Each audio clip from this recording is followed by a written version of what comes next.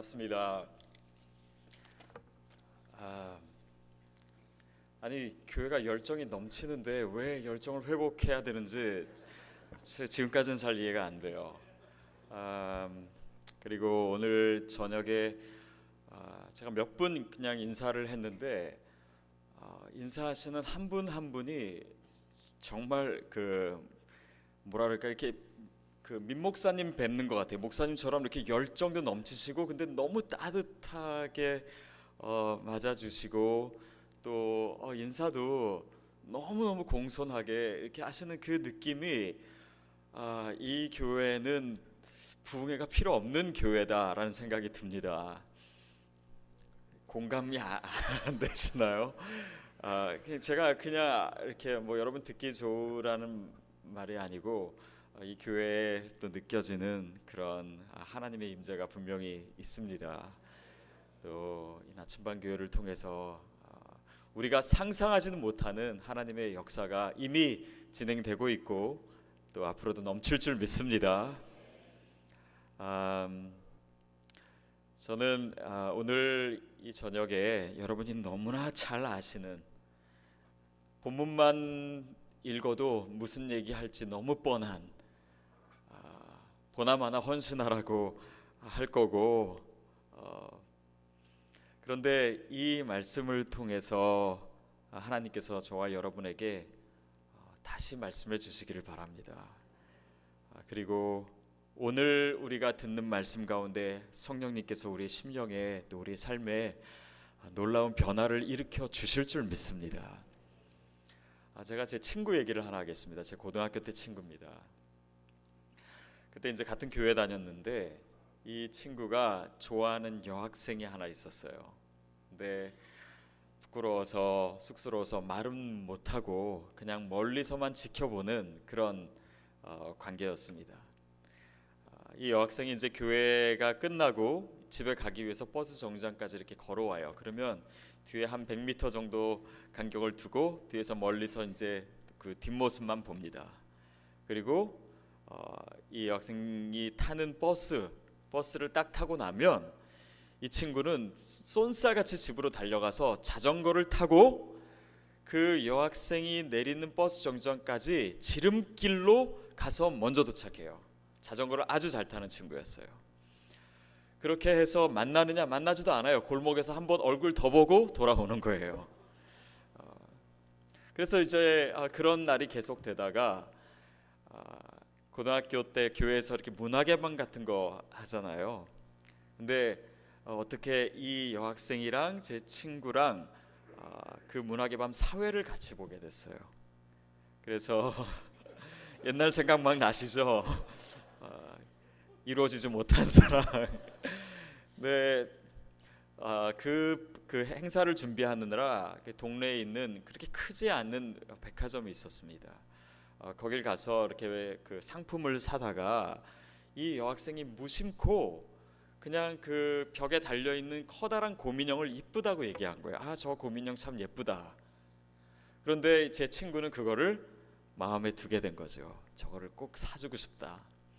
근데 그게 고등학생으로서 그 모으기가 쉬운 돈이 아니죠. 그 당시로 제 기억에 3만 원이에요. 한 30년 전에 3만 원이니까 꽤 비싼 거죠.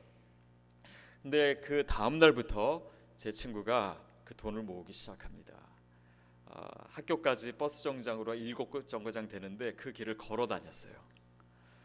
그리고 엄마한테 도시락 싸주지 말고 학교 매점에서 밥 사 먹겠다고 그래서 돈을 타서 그걸 쓰지 않고 반 친구들 반찬과 밥을 뺏어 먹고 저도 많이 뺏겼어요. 그 친구한테. 그렇게 해서 다녔던 그런 모습을 제가 보았습니다. 다시 말씀드리지만 제 얘기가 아니라 제 친구 얘기예요. 근데 제가 그 친구를 지금은 제가 미국에 와서 못 만나지만 계속 연락을 하고 지내는데 지금은 아주 잘 살고 있어요. 그 여학생이랑 따로따로. 잘 이루어지지 못했지만 근데 그 친구 그때 얘기를 만나면 자주 하곤 합니다. 너무 그 모습이 되게 낭만적이었어요. 그리고 버스 타지 않고 그렇게 긴 길을 다니고 또 도시락 뺏어 먹는 모습이 전혀 궁색해 보이지도 또 불쌍해 보이지도 않았습니다. 힘이 넘쳤어요. 너무 행복해했어요. 여러분, 그 수고가 정말 힘들지 않았다라는 것은 우리가 느낌상 잘 알 수 있습니다. 여러분이 그런 경험이 있으셨던 아니면 없으셨던. 왜냐하면 사랑을 하면 헌신이 너무나 쉽습니다. 그래서 내가 요즘 좀 이제 사역 금년에 작년까지 열심히 했으니까 금년에 좀 쉬어야 되겠다. 나 좀 바쁘고 나 좀 지치고 그런 이유가 사실은 맞습니다.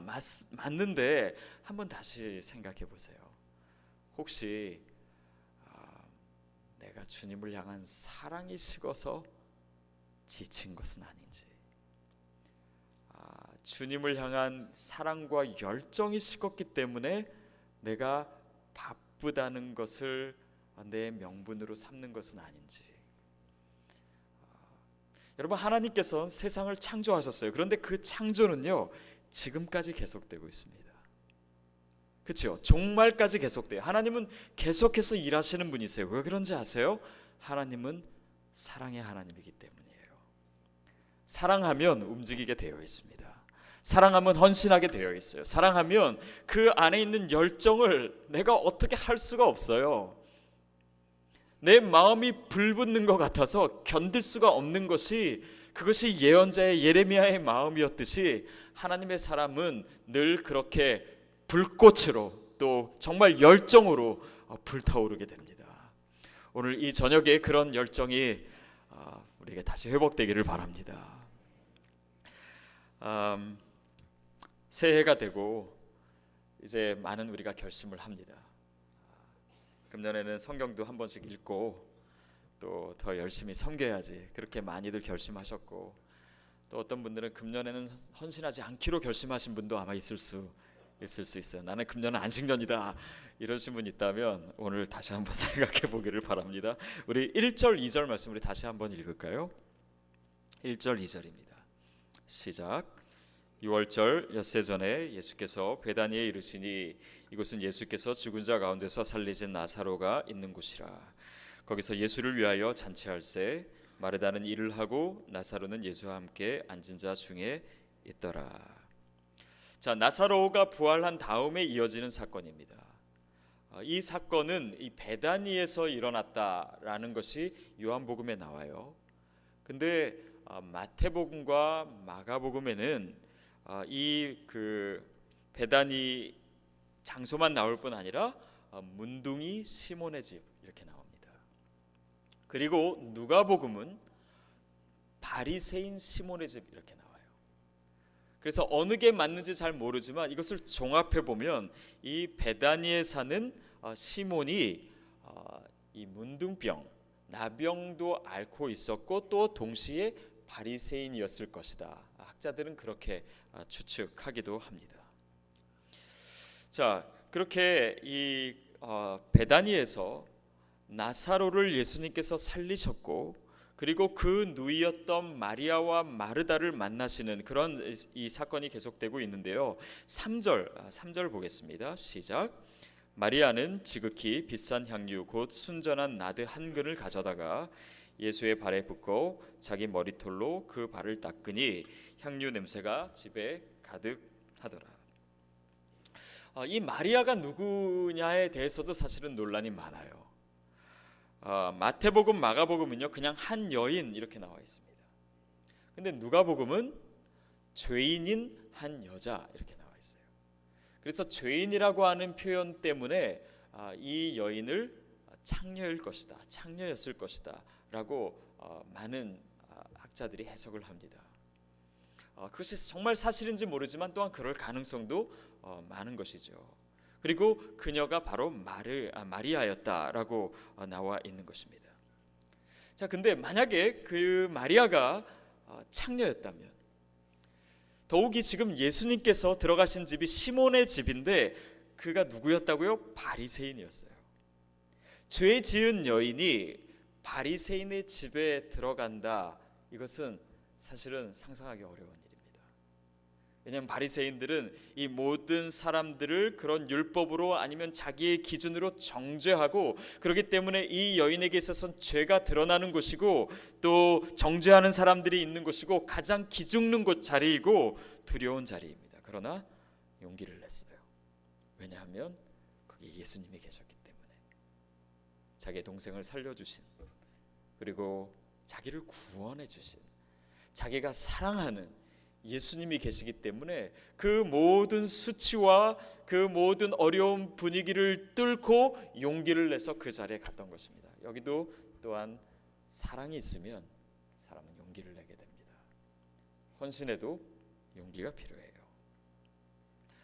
몇 년 전인 것 같습니다. 제가 한국에 있을 때 한 번은 제 아내 생일날이었어요. 그래서 제 아내랑 어느 식당에 가서 밥을 먹는데 이렇게 뷔페 식당이었어요. 그래서 이제 음식을 가져다가 이렇게 먹는데 저희 옆자리에 결혼 안 한 것 같은 아주 이렇게 애띤 그 커플이 있었어요. 그래서 둘이서 막 이렇게 사이좋게 얘기도 하고 그러다가 그 자매가 이제 음식을 가지러 이렇게 갔는데 어느 덩치 크고 좀 우락부락하게 생긴 좀 깡패 같은 남자랑 부딪혔어요. 그래서 들고 있던 접시와 그 위에 있는 음식이 다 땅에 쏟아졌습니다. 이 여자가 굉장히 놀랬죠. 근데 더 당황스러운 거는 그 남자가 미안하단 말도 안 하고 자기가 부딪혀놓고서 그냥 아무렇지도 않은 듯 지나간 거예요. 그러니까 그 여자도 당황스러웠지만 더 당황하는 사람이 누구였겠습니까? 그 여자의 남자친구. 이 사태를 어떻게 해야 되는지, 정말 어떻게 해야 될지 되게 당황스러워하더라고요. 왜냐하면 이 친구는 보니까 등치도 좀 작고 보니까 싸워봤자 게임이 안 될 것 같은 거예요. 근데 그래서 제가 어떻게 하나 좀 지켜봤는데 일어나더라고요. 일어나서 그 남자한테, 이 큰 남자한테 찾아가가지고, 아니 부딪혔으면은 미안하다는 말은 하셔야지, 그냥 가시면 어떡하냐고 그랬어요. 굉장히 용기를 낸 거죠. 그러니까 그 남자가 아니나 다를까 벌떡 일어서서 멱살을 잡고 뭐라고, 너 따라와, 그래서 밖으로 데리고 갔어요. 그리고 들어오지 않았어요. 저는 어떤 일이 일어나는지는 저는 알 수가 없습니다. 그러면서 제가 제 아내에게 한마디 했습니다. 여보, 조심히 다니라고. 그 남자를 보면서도 느꼈지만, 사람이요 정말 사랑을 하면 자기가 감당할 수 있는 것보다 더 큰 용기를 내요. 사랑이라는 것은 우리의 삶에 그런 에너지를 줍니다.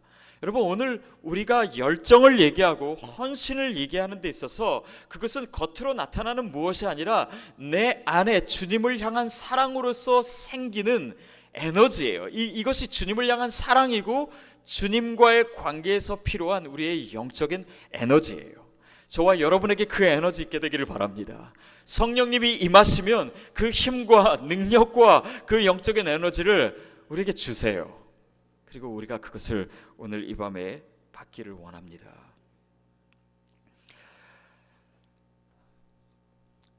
이것도 몇 년 전 얘기입니다. 제가 있는 이제 온누리 교회에서 그 일본과 대만과 아시아에 있는 몇 나라에 이제 크게 복음을 전하기 위해서 집회를 한 적이 있어요. 근데 한 번은 대만에 갔는데 그때 간증자로 초청된 사람이 탤런트 차인표 씨라고 하는 분이 있습니다. 혹시 아시나요? 여기서도 TV 좀 보시죠. 근데 이분이 간증을 하는데 저는 그 전에는 그분한테 관심도 없고 그랬는데 그 간증에 제가 되게 감동을 받았어요. 그때 뭐라고 했냐면, 저는 몇 년 전에, 5년 전쯤에, 그때로부터 5년 전쯤에 이 대만에 여러 번 왔습니다. 왜냐하면 제가 찍었던 불꽃이라고 하는 드라마가 이 아시아의 한류를 타고 굉장히 인기가 있어서 대만에 와서 팬들을 만나고 또 거기서도 활동을 했습니다. 많은 사람들이 자기를 사랑해줬고 자기 또한 그들을 사랑한다라고 얘기했습니다. 대만 사람들을. 그래서 어떻게 얘기하냐면, 그러나 그것은 거짓말이었습니다. 이렇게 얘기했어요. 왜 거짓말이었냐면, 제가 여러분을 정말 사랑했다면 저는 그때 여러분에게 복음을 전했어야 됐습니다. 예수님 얘기를 했어야 됐습니다. 그러나 제가 예수님 얘기를 하지 못한 이유는 사람들이 나를 이상하게 볼까 봐, 또 인기가 떨어질까 봐, 그냥 내가 예수님을 얘기하면 재미없다라고 사람들 그 자리에서 일어설까 봐 그게 두려워서 예수님을 얘기하지 못했습니다. 그러나 더 중요한 이유는 저는 평생을 교회를 다녔지만 내가 습관적으로 교회를 다닌 것이지 예수님을 정말 만난 적이 없기 때문에 그렇게 내가 교회를 단지 다녔다라는 이유만으로 여러분에게 복음을 전할 수가 없었다라는 거예요. 그런데 제가 이 자리에 있는 것은 제가 예수님을 만났기 때문입니다. 그러면서 자기 아내 시네라 씨가 컴패션이라고 하는 이 구호 단체 홍보 대사로 일하면서 자기가 이 자기 아내 대신 인도에 갔었던 얘기를 해줬어요. 그리고 거기서 그 아이를 만나서 사랑한다라고 얘기하고 안아주려고 했는데 그 아이가 먼저 자기에게 달려오고 자기에게 해주는 그 말이 하나님의 음성으로 들렸다는 거예요. 그래서 그 아이를 통해서 내가 정말 예수님을 이제 만났기 때문에 그 내가 만난 주님을 여러분에게 얘기할 수 있습니다. 이제는 제가 여러분을 정말 사랑한다라고 얘기할 수 있습니다. 여러분, 사랑은요, 자기의 모든 이해관계나 자기의 모든 체면이나 자존심이나 자기가 이렇게 이기지 못한 여러 가지 상황이나 이 모든 것을 넘어서고 극복하는 능력이 있습니다.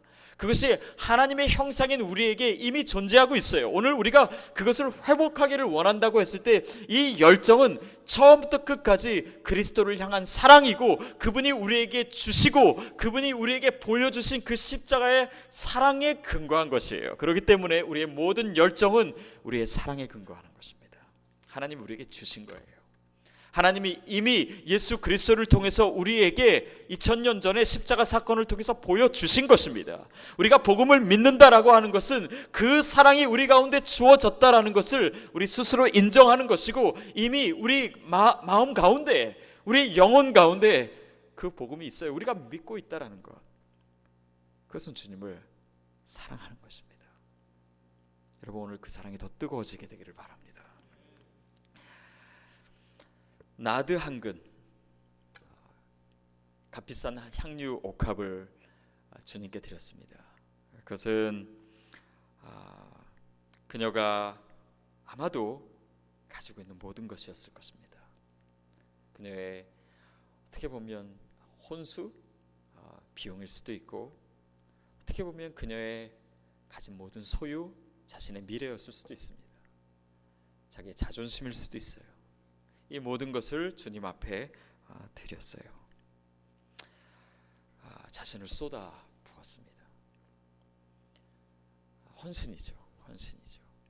자신의 모든 것을, 자신의 어떤 자존심도 또 미래에 대해서 생각하지 않고 오직 사랑하는 주님을 위해서 자기의 마음을 모두 쏟아 부을 수 있었던 그런 헌신. 우리가 많이 듣지만 오늘 우리의 삶에서 좀 멀어진 듯한 느낌을 갖습니다. 근데 옛날에는 안 그랬던 것 같아요. 여러분도 아마 과거에 아니면 여러분 혹시 2대째, 3대째 예수 믿는 분이 있다면 여러분 부모님, 여러분의 할머니, 할아버지가 예전에 믿으셨던 그 헌신은 좀 요즘과는 다른 것 같습니다. 제가 어렸을 때만 해도요, 저도 모태신앙인데 저희 할머니가 계셨고 저희 외할머니 또 저희 어머니가 정말 되게 믿음이 좋으셨어요. 근데 한 가지 저에게 있어서 불만은 뭐였냐면 저희 어머니는 집에 좋은 것만 생기면 과일이 들어온다든지 아니면 뭔가 좋은 것만 생기면 가장 좋은 거 골라서 교회 가져가시는 거예요. 목사님 갖다 드리는 거예요. 그래가지고 저는 그게 되게 싫었습니다. 아니 왜 목사님 갖다 드리지? 근데 제가 목사가 돼 보니까 그게 그렇게 나쁜 것 같지는 않아요. 물론 오해하지 마십시오, 여러분. 근데 정말 이렇게 교회를 어느 것보다도 내 거를 챙기기 전에 교회를 생각하고 어떤 목사님이라는 사람이 아니라 정말 하나님을 생각하고 그런 헌신, 정말 그 주일날 헌금 가져가기 위해서 그 집회를 대리미로 데려가지고 헌금하시고 그냥 그런 헌신, 그런 순전한, 그런 정말 주님께 모든 것을 집중하는 듯한, 모든 우선순위가 하나님께 있는, 나의 모든 것이 주님께로 왔음을 인정하는 것이 그대로 표출되는 그런 믿음이 그립습니다. 그리고 회복했으면 좋겠어요. 한국 교회에 처음 나타났던 이 성령의 부흥운동, 그로 인해서 교회들이 세우고 부흥운동이 일어나고 1907년에 또 일제시대에 일어났던 그 부흥의 역사를 보면은 정말 마치 초대교회의 역사를 보는 것 같습니다. 제가 한 번은 이 중국 선교사로 왔던 사람이 스티브 거프리라고 하는 사람인데, 이 사람이 한국을 방문했다가 그때 한국 교회의 모습을 보고 기행문처럼 쓴 글을 읽은 적이 있는데, 제가 조금만 여러분에게 소개할게요. 1910년 10월 어느 한 주일날에 이 평양 교회 통계를 보니까, 이 평양에 있는 그때 뭐 교회가 많아봤자 얼마나 많았겠어요. 그런데 이 평양 내에서 그 주에만 4,000명이 세례를 받았대요. 여러분, 그런 부흥의 역사가 이 시대에 일어나야 되지 않겠습니까? 정말 이 시대에 이 뭐 남가주에 아니면 캘리포니아의 어떤 이 부흥의 역사가 우리 시대에 그렇게 놀랍게 일어나는 것을 보고 죽고 싶어요. 정말 그런 역사를 우리 시대에 체험했으면 좋겠습니다. 근데 그 시대가 바로 이 시대였어요. 그리고 수천 명이 교회에 등록하고 1916년 동해안을 다녀온 한 선교사는 어느 마을에서 저녁 예배를 드린 이야기를 들려주는데, 그 마을에, 강원도의 한 마을인데요, 두 교회가 있었대요. 한 교회는 2,000명, 2,500명, 다른 교회는 500명이 모이는데 그 마을의 주민이 3,000명이었대요. 그러니까 그 마을은 전부 교회 다닌 거예요. 그러니까 그런 성령의 역사가 대한민국에 우리의 부모님 세대에 그런 일들이 있었던 거예요. 그런 부흥의 역사, 그 믿음을 우리가 물려받은 것입니다. 그리고 그 믿음을 우리가 잘 가지고 또 우리 자녀들에게 전해줘야 되는 거예요. 또 어떤 모습이 있었냐면, 만주에 있는 한 선교사가 부흥운동에 알고 싶어해서 두 전도사를 평양에 파송했대요. 그래서 그들이 돌아왔을 때 물어봤대요. 선교사들이 거리에서 전도를 하고 있는지 물어봤대요. 그랬더니 뭐라고 되냐면, 거리에서 전도하는 선교사들이 하나도 없었습니다, 이렇게 보고를 했대요. 그 뒤에 뭐라 그랬냐면, 그렇게 할 필요가 없었습니다. 왜냐하면 신도들이 모두 다 전도자였기 때문에 선교사가 할 일이 없는 거예요. 선교사가 전도할 필요가 없는 거예요. 또 1907년에 이 9월 길선주 장로님이 이제 목사가 돼가지고 목회를 시작하면서 새벽 예배를 처음 시작했어요. 가끔 우리 목사님들 그런 농담하시죠. 새벽 예배 이거 누가 만들었냐고. 길선주 목사님 만든 거예요. 근데 처음 새벽 예배를 시작할 때 새벽 4시 반에 시작하기로 했습니다. 그런데 이 선교사가 그것을 보고 깜짝 놀란 게 5시에 갔더니 예배가 끝났대요. 아니 4시 반에 시작하는데 어떻게 5시에 끝나냐. 나중에 알고 봤더니 4시 반에 시작하는 예배에 2시부터 사람들이 모이기 시작해가지고 2시에 벌써 400명이 모였고 3시에 700명이 모여서 3시부터 집회해서 끝났다는 거예요. 5시에. 그러니까 그 시간을 기다리고 잠을 안 자고 기다리고 기도하기 위해서, 하나님께서 그런 기도하지 않고는 견딜 수 없게 하시는 그 성령의 역사가 그 초대교회에 있었다라고 하는 것이죠. 또 어느 곳에서는 한 선교사가 말하기를, 그들은 헌금에 대해서입니다, 너무 많이 내놓기 때문에 돈에 대해서 말할 수가 없었다고. 왜냐하면 말을 하면 더 가져올까 봐. 여러분, 이것은 지금 제가 여러분에게 헌금을 종용하는 것이 아닙니다. 여기 기록에 보면은 남자들은 시계를 끌렀고 부인들은 폐물을 내놓았고 다른 이들은 땅 문서를 바쳤고 그들은 가진 것을 모두 다 내놓았고 더 바칠 것이 없어서 울었다. 더 바칠 것이 없어서. 여러분 정말 누군가를 정말 사랑하면요 그 사람에게 잘해주지요. 잘해주고 싶지요. 그런데 정말 사랑하는 사람은 그렇게 최선을 다해서 잘해주고도 늘 미안해요. 여러분 혹시 여러분 자녀에게 그런 마음 갖지 않으세요? 여러분 다 해주시잖아요. 최선을 다하시잖아요. 없는 것까지 다 해주시잖아요. 그러나 늘 미안해요. 더 해주지 못해서. 그래서 울었다라는 거예요. 주님을 사랑했기 때문입니다. 여러분 우리가 그 주님 그렇게 사랑하게 되기를 바랍니다. 정말 예수님이란 이름만 불러도 우리 눈물이 흐르고 눈시울이 적셔지고 가슴이 터질 것 같고, 여러분 우리가 그거를 다 첫사랑으로만 기억하는 게 문제예요. 근데 사랑은 늘 현재적이어야 됩니다. 나는 오늘 과거에 당신을 사랑했다. 이것은 사랑이 아니에요. 그렇죠? 그것은 모욕입니다. 많은 여자분들이 남편이 변했다고 그래요. 연애할 때는 정말 잘해줬는데 지금 변했다고. 여러분 그건 변한 것이 아니라 원래 상태로 돌아간 거예요. 그냥 한순간 헷가다 했던 것이지, 사람은 그냥 오히려 그때 연애할 때의 사랑은 진정한 사랑이라고 볼 수 없습니다. 진정한 사랑은 현재적인 사랑이에요. 지금 옛날처럼 예쁘지 않아도 또 애 키운이라고 막 좀 싸나워진 내 아내를 지금 사랑할 수 있는 현재적인 사랑만이 사랑이에요. 그럼 우리가 오늘 그 열정이 계속해서 점점 더 크게 타오르게 되기를 바랍니다. 이민교회가, 저는 이제 이민 목회를 시작한 지 이제 2년입니다. 그래서 잘 몰라요. 근데 많이 듣게 되는 얘기는 이민자들은 한국에서 오실 때 그 문화를 가지고 있다라는 거예요. 여러분 그렇다면 저는 한편으로는 정말 소망을 갖습니다. 왜냐하면 그때의 그 믿음과 열정, 그 교회에 대한 사랑, 그것도 여러분 가지고 계시리라 믿습니다. 그거는 너무너무 귀한 거예요. 저는 미국 교회가 아무리 부흥하고 또 아무리 차세대 교육 잘한다고 해도요, 저는 사실 별로 관심도 없고 부럽지도 않아요. 왜냐하면 프로그램은 굉장히 잘하는 우리처럼 야성이 없어요. 말도 안 되는 헌신을 하는 그런 야성은 한국 교회밖에 없는 것 같아요. 근데 그거 사라지면 안 됩니다. 그거 고스란히 우리 자녀들한테 물려주셔야 돼요. 그것이 하나님께서 우리에게 주신 축복이고, 그것 때문에 대한민국의 교회에 엄청난 부흥이 있었던 것이고, 그 부흥을 통해서 하나님 대한민국도 축복하셨던 것이고, 또 그 영적인 그런 에너지를 가졌기 때문에 전 세계에 가장 많이 퍼져 있는 민족이 유대인도 아니고 중국인도 아니에요. 대한민국 사람입니다.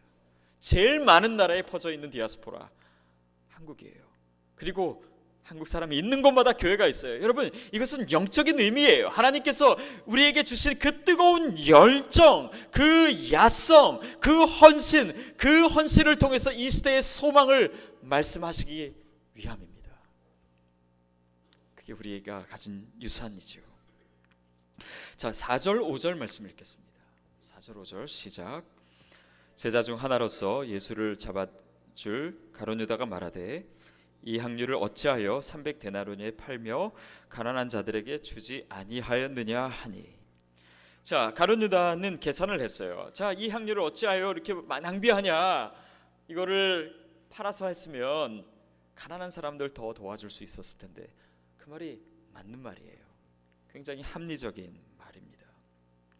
이 말 자체만으로 가룟 유다를 탓할 수 없어요. 여러분 저는요, 신앙이 합리적이어야 된다라고 생각을 합니다. 신앙은 이성이랑 반대되는 것이 아니에요. 이성이랑 반대되기 때문에 이단들이 더 활기를 칠 수 있어요. 신앙을 굉장히 주관적인 것으로 만들고 상식적이지 않은 것으로 만들고, 그렇기 때문에 일반 사람들과 믿지 않는 사람들과 사회와의 어떤 소통이 막히게 되고, 기독교인이 점점 더 배타적이 되고, 기독교인들이 사회에 미치는 영향력도 없게 되고, 사회와 소통할 수 있는 언어도 차단돼요. 그렇기 때문에 신앙은 상식적이어야 됩니다. 생각해야 돼요. 합리적이어야 됩니다. 그런데 신앙은 합리적인 데서 끝나는 것은 또한 아닙니다. 여러분 합리성을요 계속 추구하면 어떻게 되는지 아세요? 우리의 역사가 그 철학의 역사, 또 사상의 역사가 그것을 보여주고 있는데요.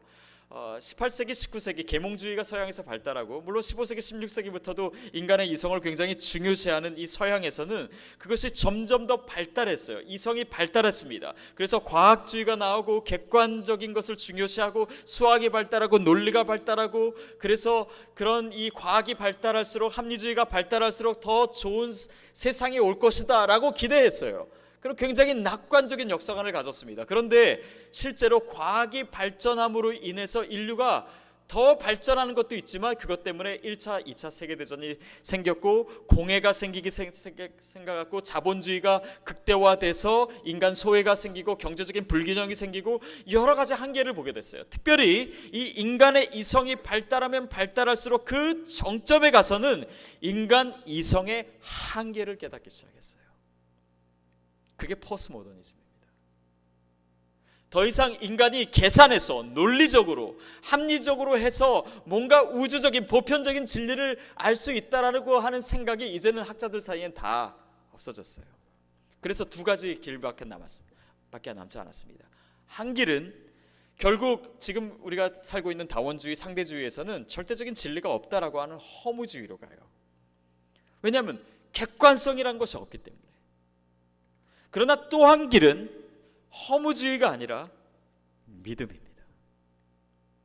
이 모든 지식이 믿음이 있어야지만 가능하다라고 하는 것을 사람들이 깨달아요. 아마 인문학에 조금 더 친숙하신 분들은 이 말이 뭔지 잘 이해하실 것입니다. 자, 그래서 결국 우리 믿는 사람에게 있어서 그 합리성의 끝은 믿음으로 다시 돌아가는 거예요. 생각의 끝은 믿음입니다. 이성의 한계를, 이성이 최고 정점은 이성의 한계를 깨닫는 거예요. 거기서 우리는 다시 주님을 만나게 되는 믿음 가운데로 들어서게 되는 것이에요. 그래서 생각의 끝은 믿음입니다. 그 과정은 복잡할 수 있어요. 어떤 사람은 단순하게 믿어요. 그러나 어떤 사람은 수많은 복잡한 과정을 통해서, 학문을 통해서, 이성을 통해서, 여러 가지 책과 이론을 통해서, 이데올로기를 통해서 결국은 믿음으로 돌아오는 거예요. 답은 한 가지예요. 생각의 끝은 믿음이에요. 마치 결혼을 하는데 선을 보고, 저도 선도 많이 봤는데 선을 보고 이 사람도 만나보고 저 사람이 좋을까, 이 사람이 좋을까 복잡해요. 그러나 나중에 답을 얻으면 그때는 단순해져야 되는 것입니다. 그게 믿음이에요. 답을 얻었는데, 결혼을 했는데 복잡하다, 그거는 굉장히 애로사항이 많은 거죠. 생각의 끝은 믿음입니다. 거기에 도달하는 거예요. 근데 거기가 끝이 아닙니다. 자, 내가 결혼을 했어요. 결혼을 했으면 세상의 모든 여자들은 이제 잊고 이 여자만을 사랑하는 거예요. 이 여자에게 나의 모든 에너지를 쏟아붓는 것입니다. 그것이 미련한 것인가요? 아니요. 굉장히 똑똑한 것입니다. 그 답을 잘 몰라서 헤매다가 오시는 분들은 그만큼 그 시간을 허비하는 것이죠. 여러분, 마치 밭에 감추인 보화를 발견한 것처럼 내가 답을 찾았다면 그 다음에 가장 합리적인 단계는 뭡니까? 답을 찾았으면 그 밭을 사기 위해서 다른 것을 팔아서라도 그 밭을 사야 돼요. 왜? 이것이 진리라는 것을 내가 알았기 때문에. 하나님이 내 삶의 창조자요, 내 삶의, 내 인생의 주인이라는 것을 알았다면 이것도 섬기고 하나님도 섬기고 저것도 섬기는 것이 아니라 주님만을 섬기는 것이 가장 합리적인 대답인 것입니다. 그게 헌신이에요. 그게 지혜예요.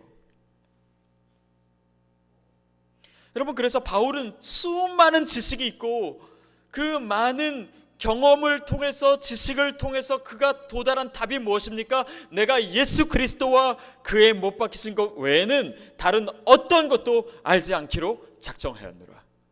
그의 지식의 끝은 예수 그리스도였어요. 십자가였어요. 단순해진 거예요. 그것은 다른 것을 몰라서가 아닙니다. 그 다른 것을 다 통달하고 나서 얻게 된 결론이기 때문이에요. 여러분, 헌신은 바로 거기서 시작됩니다. 집중하는 거예요. 한국 교회사에 많이는 알려지지 않았지만 그 초대 한국 교회의 성자라고 여겨지던 분 중에 이연필 선생님이라고 있습니다. 아마 아시는 분도 있을 거예요. 한 번은 어느 사람이 그 이연필 선생님을 찾아가서 물었습니다. 선생님, 어떻게 하면 예수를 잘 믿을 수 있겠습니까? 굉장히 짧은 답을 했대요. 물에 퐁당 빠지듯이 믿어라. 어떻게 보면 굉장히 무식한 답 같지만은 예수를 믿는 것을 너무나 잘 표현해주는 그런 대답이 아니었나 싶습니다. 물에 퐁당 빠지듯이. 여러분, 저와 여러분이 그렇게 빠지기를 바랍니다. 이연필 선생님과 더불어 그 한국교회를 이끌던 또 정말 주님과 연합되기를 원하는 목사님 중에 이용도 목사님이란 분이 계세요. 그분에 대한 이 재평가가 이 한국교회사를 통해서 최근에 더 다시 되고 있습니다. 이용도 목사님은 예수님과 같이 33살의 나이에 돌아가신 분이기도 해요. 예수님을 정말 사랑했던 분.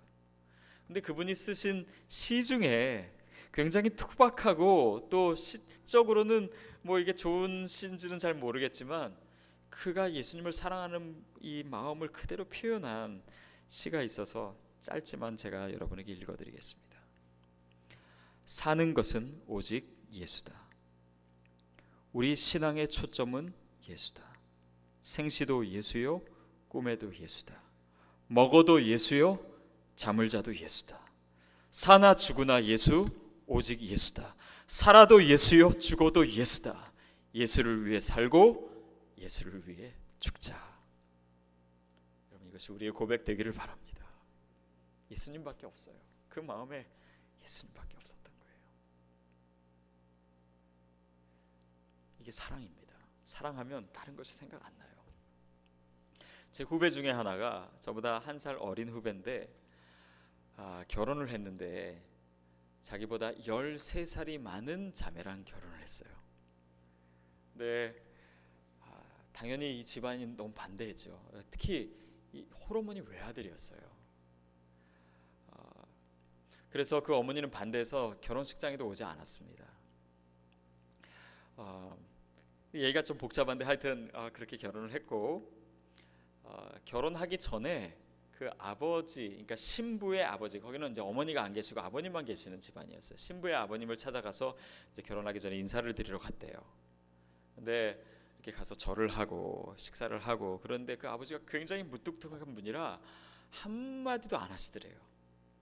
물론 자기 딸이 이제 늦은 나이에 시집을 가니까 뭐 그거는 좋으실 수 있지만은 아무리 자기 딸이지만 이해가 안 가는 거예요. 이 상황이 그 아버지한테도. 그러면서 집에 갈 때쯤에 딱 한마디 하시더래요. 그 사위될 제 후배한테 뭐라고 하셨냐면 미친놈 그러시더래요.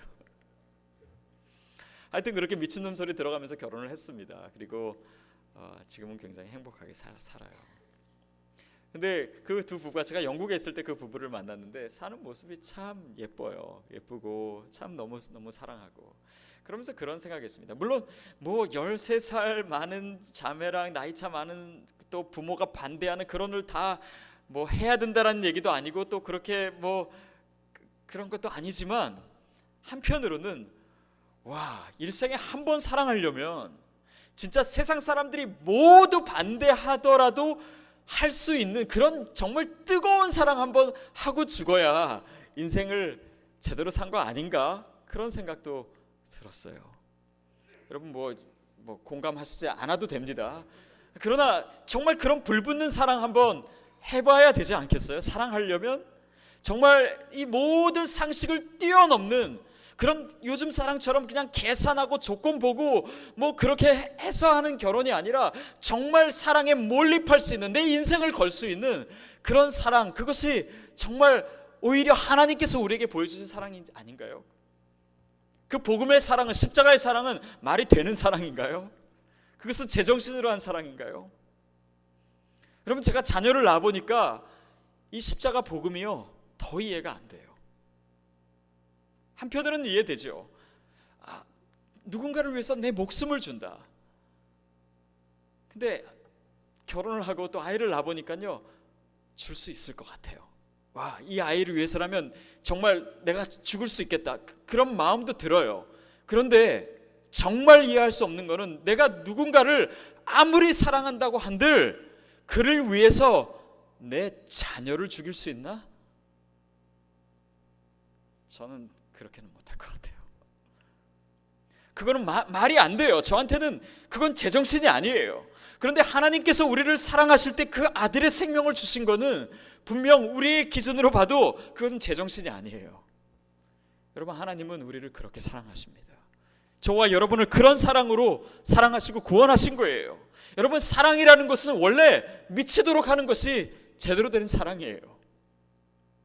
여러분, 저는 이 밤에 우리가 주님을 사랑할 때 정말 미치도록 사랑할 수 있는 열정이 있게 되기를 바랍니다. 우리는 다른 것은 잘 미쳐요. 골프에도 미치고 드라마에도 미치고 영화에도 미치고 게임에도 미치고 다 미치면서 예수님한테는 잘 안 미쳐요. 아니에요. 주님께서 우리에게 보여주신 사랑은 그런 것이 아니에요. 우리가 주님 앞에 드려야 될 헌신은 그런 상식적인 것이 아닙니다. 그런 고상한 것이 아니에요. 예수 그리스도와 그 십자가의 복음은, 복음 그 자체는 유대인에게는 꺼리끼는 것이고 헬라인에게는 미련한 것이에요. 고상한 것이 아니에요. 합리적인 것이 아니에요. 복음은 원래 그런 것입니다. 그런데 그 본질이 오늘 우리 가운데 사라지고 있다면, 그야말로 오늘 우리가 회복하지 않으면 이 시대의 교회의 위기는 우리가 감당할 수가 없어요. 우리 자녀들에게 보여주고 전수해야 될 믿음은 사라진 거예요. 그것은 자녀에게 책임이 있는 것이 아니라 오늘 우리가 주님과 어떤 관계 가운데 있고 어떤 희생을 할 수 있고 어떻게 주님을 사랑하는가, 지금의 문제입니다. 그 열정이 회복된다면 우리 자녀에게도 소망이 있어요. 부흥의 역사는 일어날 거예요. 우리의 기도는 분명히 응답될 거예요. 그러나 기도만 하고 우리에게 그런 헌신이 없다면 그것은 굉장히 요원한 것이 될 것입니다. 여러분, 이 헌신은 그래서 우리의 생각에서 믿음으로 갔을 때 그것이 가장 합리적인 결론이 믿음이라고 했죠. 우리가 이왕 믿기로 했다면 확실하게 믿어야 되는 것입니다. 이왕 믿기로 했다면 물에 퐁당 빠지듯이 믿어야 되는 거예요. 이미 믿기로 했다면 주님께 온전히 헌신하는 것입니다. 그것이 가장 합리적인 결론이에요.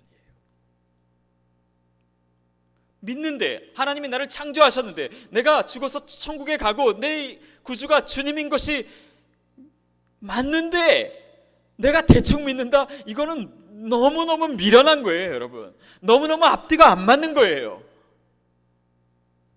그것은 믿음이 아니에요. 예수를 믿었는데 내가 변하지 않는다? 그거는 기적이에요. 여러분, 날마다 기적을 체험하고 있습니까? 그런 기적은 체험하면 안 되는 기적이에요. 그럴 수가 없는 것입니다. 그게 헌신이에요. 여러분, 그런데 거기가 끝은 아닙니다. 우리가 정말 주님을 사랑하기로 했고 우리가 정말 주님께 헌신했다면 주님을 위해서 죽을 수 있는 데까지 가야 돼요. 여러분, 이 말이 우리에게 너무 생소하지 않게 되기를 바랍니다. 근데 저는 믿어요. 우리가 지금 오렌지 카운티에 살고 있기 때문에 좀 나태해졌을 수는 있어요. 그러나 여러분이 만약에 지금 북한에 있다면, 아니 우리가 일제시대에 있다면 여러분 분명히 순교할 수 있는 믿음이 있었을 거예요. 저는 그렇게 믿고 싶습니다. 근데 이 순교라고 하는 것은요, 어떻게 죽느냐의 문제가 아니에요. 제가 한 번은 저희 교육자들이랑 한국에 있을 때 수련회를 가는데 그게 말이 수련회였지 2박 3일이 휴가였어요. 놀러 가는 거였어요. 그래서 한 겨울이었는데, 근데 제가 운전을 하고 뒤에 3명이 더 탔었는데 눈길이 미끄러졌어요. 그래서 왼쪽으로 2바퀴를 돌고 벽에 부딪히고 오른쪽으로 다시 한 바퀴 반을 돌고 차가 섰어요. 근데 그렇게 도는 순간 제 머릿속에 정말 여러 가지 생각이 들더라고요. 이제 죽는구나. 죽는데 왜 하필이면 놀러 갈 때 죽나, 이런 생각이 들더라고요. 왜냐하면 바로 그 전주에 제가 러시아 아우리치를 다녀왔는데 하나님 저를 데려가시려면 아우리치 하다가 죽으면 좀 모양새도 좋고 뭔가 순교한 것 같기도 하고, 그런데 놀러 가다 죽었다, 이게 아닌 거예요. 여러분, 근데 그게 그렇게 큰 차이인가요? 아니에요. 우리가 어떻게 죽는가가 순교를 얘기하는 것은 아니에요. 일제시대 때 순교한 사람들 가운데는요, 같은 고문을 당했는데 어떤 사람은 다 죽는데 어떤 사람은 너무 건강해서, 남들 다 죽는데 너무 튼튼해서 죽지 않은 사람도 분명히 있었을 거예요. 근데 그런 사람은 순교한 거 아닌가요? 반대로 남들은 다 사는데 내가 골골해가지고 죽었다, 그 사람만 순교인가요? 아니에요. 순교는 어떻게 죽는가의 문제가 아닙니다. 어떻게 사는가의 문제예요. 내가 정말 주님을 위해서 헌신했는가? 주님을 위해서 내 모든 것을 드릴 수 있는가? 내가 정말 주님을 위해서 내 목숨 바칠 수 있는가? 오늘 우리가 그런 모습으로 살고 있다면 저와 여러분에게 순교적인 영성이 있는 줄로 믿습니다. 여러분, 지금도 북한에서는 이 영성으로 살고 있어요. 크리스찬들이, 치아교회. 해방 이후 지금까지 순교자만 해도 10,000명이 넘는다고 합니다. 지금 우리가 살고 있는 이 시간에 그 영성을 가지고 북한과 중국과 아프가니스탄과 세계 곳곳에서 이 영성으로 살고 있는 사람이 있어요. 여러분, 이 영성이 있는 한 저는 그 땅에 하나님의 놀라운 부흥이 임할 줄로 믿습니다. 그것은 너무나 확실해요. 그렇다면 이 미국 땅에 그런 부흥이 일어날 수 있느냐 없느냐 우리가 알지 못하겠다가 아니에요. 오늘 우리의 삶에서 그 증거를 찾을 수 있어야 됩니다. 다른 사람이 아니에요. 나에게서 찾을 수 있다면, 여러분 한 사람에게서 찾을 수 있다면 그건 되는 거예요. 그런 역사는 지금 일어나고 있는 것입니다. 하나님께서 이 나침반 교회를 세우신 목적이 분명히 이루어지고 있는 거예요. 여러분, 그 놀라운 하나님의 역사의 그 부흥의 한 중심에 이 교회가 서 있게 되기를 바랍니다. 그것이 생각에서 믿음으로 가장 합리적인 과정, 믿음에서 가장 합리적인 답은 헌신입니다. 그리고 기왕 헌신을 하려거든 여기까지만 헌신이 아니라 끝까지 헌신하세요. 우리의 온 마음과 정성과 힘을 다해서 주님을 섬기세요. 이 열정은요, 내 가슴속에서 감정적으로 솟아난 다음에 내가 뭔가를 하는 것이 아닙니다. 내가 주님께 그런 헌신의 행위를 할 때 하나님께서 채워주시는 거예요. 내 입을 크게 열라 내가 채우리라. 그 말씀은 하나님의 기쁨도 그렇고 우리가 먼저 기뻐할 때 주님이 기뻐할 조건을 채워주시는 거예요. 찬양의 입술을 열 때 찬양을 채워주시는 것입니다. 헌신의 행위, 그 순종을 할 때 하나님께서 그 열정과 성령의 역사를 우리의 심령 가운데 베풀어 주시는 거예요. 그것입니다. 여러분, 누가복음에 보면은 예수님께서 이 똑같은 그 사건을 통해서 그 시몬에게 말씀하십니다. 근데 시몬을 약간 핀잔하듯이 얘기하세요. 뭐라고 얘기하시냐면, 제가 읽을게요. 내가 내 집에 들어올 때 너는 내게 발 씻을 물도 주지 아니하였으되 이 여자는 눈물로 내 발을 적시고 그 머리털을 닦았으며 너는 내게 입 맞추지 아니하였으되 그는 내가 들어올 때부터 내 발에 입 맞추기를 그치지 아니하였으며. 이 시몬을 약간 꾸중을 하세요. 자, 근데 그 당시의 문화를 연구해 보면요, 주인이 밖에서 들어왔을 때나 아니면 손님이 왔을 때 발을 씻겨주고 입을 맞추는 것은 종이 꼭 해야 될 일은 아니었습니다. 물론 족장 시대 때는 그렇게 했어요. 그러나 예수님 시대에는 아니었어요. 그러니까 그렇게 하지 않아도 누가 뭐라 그럴 수가 없는 것이에요. 사실은 합리적으로는 다 이해되는 상황입니다. 자, 그런데 여기에 문제가 있어요. 발에 입 맞추지 않았습니다. 시몬이 집주인으로서 예수님을 잘못 섬긴 것은 아니에요. 그런데 바리새인 이 시몬의 행동은 리즈너블 했어요. 그러나 감동은 없어요. 여러분, 우리가 헌신을 할 때도 남들이 인정하고 그 정도면 잘한 거라고, 그리고 욕먹지 않을 정도, 그렇게 해도 돼요. 그것도 열심히 한 거예요. 그것도 많은 에너지가 필요해요. 여러분, 정말 그것도 격려가 필요하고 수고하신 거예요. 그러나 감동은 없어요. 감동은 합리적인 수준에서 머물 때가 아닙니다. 시키는 것만 할 때가 아니에요. 요구되는 것만 할 때가 아니에요. 마음이 있고 사랑이 있다면 거기서 멈출 수가 없기 때문이에요. 정말 마음으로 섬긴다면 여기까지 하고 계산할 수가 없는 거예요. 그거는 계산이 안 나오는 거예요. 자녀를 사랑할 때 우리가 계산하지 않는 것처럼 주님을 사랑할 때도 마찬가지인 거예요. 여러분, 여기서 입을 맞췄다라고 얘기하고 있습니다. 입을 맞췄다. 여러분, 예배한다라고 했을 때 그 단어는 프로스퀴네오라고 하는 단어예요.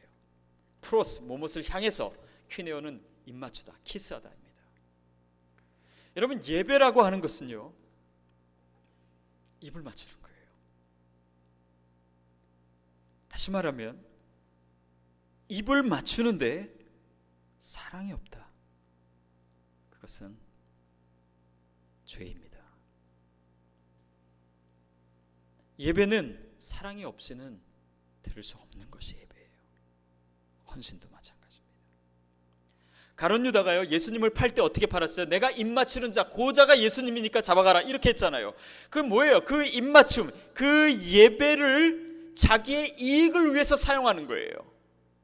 여러분, 어쩌면 우리가 오늘 드리고 있는 예배가 주님을 사랑하기 때문에 주님께 제사로, 내 삶을 산 제사로 드리는 것이 아닌 내 예배를 통해서 뭔가를 얻어내려고 하는 나의 이익을 위해서, 내가 예배 안 드리면 내 사업이 혹시 안 될까 봐 혹시 예배를 이용하고 있다면 그것은 온전한 예배가 아니에요. 입 맞추는 것이 아닙니다. 헌신도 아닙니다. 여러분, 마리아가 보여준 이 헌신, 그것은 주님께 드린 온전한 헌신이었습니다. 그런데 그 결과는 그녀에게 그렇게 부끄러운 자리가, 그 바리새인 시몬의 집에 들어간 그 부끄러운 자리가 가장 영광스러운 자리가 됐다는 거예요. 여러분, 하나님께서 우리의 삶의 자리를 그렇게 바꾸기를 원하십니다. 마리아의 것을 받아서 예수님이 챙겨서 뭘 하시겠어요? 그것을 위해서 내가 네 것 좀 쓰자, 사용하고 뺏기 위해서 그 헌신을 요구하실까요? 아니에요. 우리를 영광의 자리에 두시기 위함이에요. 두려움의 자리였어요. 그러나 그 자리는 죄 사함의 자리, 구원의 자리가 되었습니다. 죄악의 자리가, 최악의 자리가 최선의 자리가 된 거예요. 여러분, 오늘 우리가 그런 예배 드릴 수 있다면, 그런 헌신할 수 있다면, 그런 믿음 가질 수 있다면, 그런 영성 가질 수 있다면, 이 모든 것이 없어진 이 가난한 자리가 가장 귀하고 가장 풍성한 자리가 될 줄로 믿습니다. 그 쏟아 부음으로 인해서 모든 것이 없어진 자리는 가장 귀하고 가장 큰 것을 얻는 자리가 된 것이에요. 여러분, 그런 감동 있는 삶을 사십시오. 헌신을 하려면 그런 뜨거운 감동 있는 헌신을 하십시오. 때로는 말도 안 되는 그런 사랑의 행위를 하십시오. 그것이 우리의 신앙이 회복되는 길입니다. 우리의 세대가 살아가는 길이고, 우리 다음 세대, 우리 자녀들에게 우리가 믿음을 줄 수 있는 바로 그 방법이에요. 그나마 지금 이 시대에 이 교회가 살아있는 이유는 우리의 부모님들이 이런 믿음 가졌었기 때문이에요. 여러분, 우리에게 그 믿음의 소명, 그 헌신의 요구, 오늘 예스라고 대답하십시오. 주님, 제가 그렇게 헌신하겠습니다. 주님, 제가 그렇게 순종하겠습니다. 제가 정말 주님 그렇게 사랑하겠습니다. 여러분, 그 마음 가운데 오늘 성령님께서 역사하실 줄 믿습니다.